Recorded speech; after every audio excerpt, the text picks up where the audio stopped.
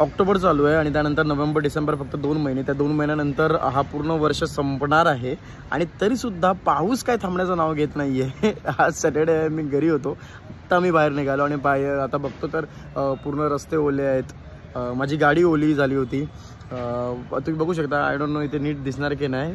तर जो पूर्ण वातावरण आहे तो पूर्ण पावसासारखा आहे, जसं की जून जुलैमध्ये पडतो तसा पाऊस आहे. पूर्ण वर्षभर आम्ही पाऊस बघितला. नवरात्र पावसात गेली आणि काय दिवाळी पावसात गेली. अचानक कधी पण पडायचा. एक दिवशी तर आम्ही बाहेर निघालो आणि संध्याकाळपर्यंत ऊन होतं, प्रॉपरली ऊन होतं आणि संध्याकाळी म्हणून पाऊस पडायला लागला. जवळपास 1 तास पडत होता पाऊस.